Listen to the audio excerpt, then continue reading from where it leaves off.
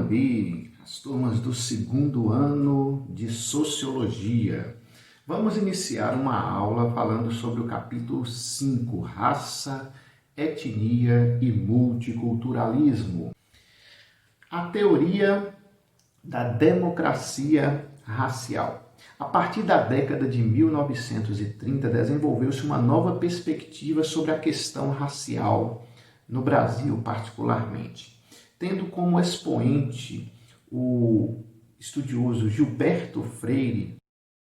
Considerou o Brasil uma sociedade onde a miscigenação promoveria a harmonia entre os diversos grupos étnicos. Ele chamou isso de democracia racial. Gilberto Freire não ignorava a dimensão conflituosa entre os vários grupos, índios, brancos e negros, mas procurou enfatizar as contribuições desses três grupos para a formação da sociedade brasileira. Com essa visão positiva, fortaleceu-se a crença de que não havia preconceito no Brasil. O Brasil foi visto como modelo e como exemplo temos a promulgação em 1951 da Lei Federal 1390/51, conhecida como Lei Afonso Arinos, que tornou o racismo contravenção penal. O pequeno alcance punitivo da lei era reflexo de que o racismo não era considerado algo tão sério e problemático na sociedade. O mito da democracia racial. A visão de convívio harmonioso, colocado por Gilberto Freire, foi contestado por esse carinha aqui, chamado Florestan Fernandes, Para ele, esse mito só servia para garantir a manutenção dos privilégios da elite branca e da discriminação efetiva das populações negras e mestiças. Ao longo dos anos 1960 e 70, o movimento negro também passou a lutar contra a teoria da democracia racial no Brasil e em outras partes do mundo também observou-se muita luta em torno disso. Esse movimento também sofreu a influência, no caso da luta nos Estados Unidos, promovidos pelo esse carinha importante, Martin Luther King, entre os anos 50 e 60, que culminou com o fim das leis de segregação racial nos Estados Unidos. Inclusive, o Martin Luther King utilizou muito aquilo que Mahatma Gandhi fazia, que era a luta pacífica, a desobediência civil de forma harmoniosa, de forma tranquila, para tentar combater a discriminação racial, e ele consegue muita coisa com isso. Até hoje é considerado um dos maiores expoentes na luta contra o preconceito nos Estados Unidos e no mundo. As desvantagens dos negros e mestiços no Brasil e em várias partes do mundo são vistas pelas estatísticas. Apesar de representar metade da população, negros e pardos constituem 74,2% da população mais pobre e apenas 16% da população mais rica. Ou seja, a população mais rica ela tende a ser mais branca e a população mais pobre tende a ser mais negra e mais parda. Ainda hoje, essas teorias racistas são defendidas por alguns grupos como os neonazistas. Infelizmente, ainda tem gente que acha que é verdade o que falaram antigamente.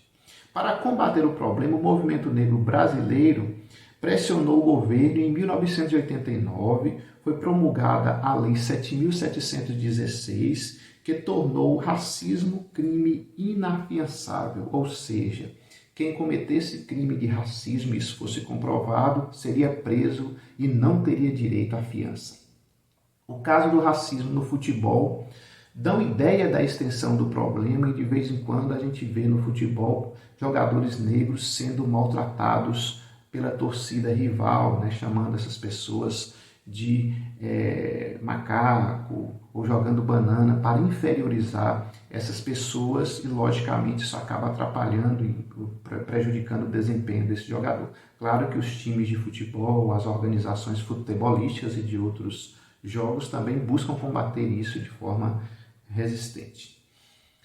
Etnia, o reconhecimento das diferenças. Etnia pode ser definida como um conjunto de pessoas que partilham diferentes aspectos culturais. O termo etnia está associado à diversidade cultural e se refere principalmente aos processos históricos e culturais constituídos ao longo do tempo. Então, a formação de um grupo étnico está relacionada à sua história, à sua maneira de ser, de agir, de pensar em determinado local. Desenvolve aí, por exemplo, as questões culturais, como língua, o que veste, o que come, entre vários outros aspectos.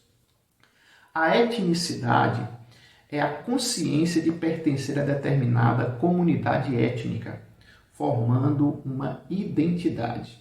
Diferente do termo raça, etnia são as práticas socioculturais históricas de diferentes grupos. A cultura e a interação social moldam a maneira de ser e a visão do mundo das pessoas. Então, se você vive na China, logicamente você vai aprender chinês, vai aprender a comer a comida deles lá, vai gostar de um arroz, talvez, quem sabe, um espetinho de grilo ou de outras coisinhas. Claro que eu estou sendo genérico aí, mas só para fazermos uma brincadeira nesse sentido. Então, o conceito de etnia envolve muito essa questão da identidade cultural de uma pessoa e de um povo. O termo etnia contribui para combater a ideia de raça. Inclusive, pessoalmente, eu acho que a palavra raça, em termos humanos, deveria ser substituído por etnia. Por quê? Porque o ser humano, mesmo considerando as diferenças físicas visíveis, como os chineses, japoneses, negros, os europeus, há uma genética que os torna muito mais próximos do que diferentes em termos de classificação em raça, como a gente vê com outros animais, por exemplo. Ou seja, o ser humano, de uma maneira geral, é um vira-lata e, portanto, ele pode sim ser classificado de forma étnica, mas em termos raciais, biologicamente, isso não deveria acontecer. É comum que o mesmo país abrigue diversas etnias. No Brasil, por exemplo, temos mais de 130 etnias indígenas, sem falar em outros grupos espalhados por aí. A ênfase dada à etnia colocou em xeque a fundamentação biológica do comportamento humano, gente. Isso tudo colaborou para que as pessoas conseguissem analisar com menos preconceito a sociedade. Multiculturalismo, interculturalidade e ação afirmativa. O multiculturalismo surge para combater a ideia de homogeneidade cultural com base na superioridade dos povos europeus, que durante muito tempo foi a teoria que predominou na ciência, na visão de mundo em várias partes do Brasil ou mesmo na América e outros lugares do mundo.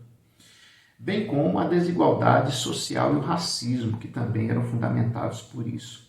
O termo multiculturalismo varia.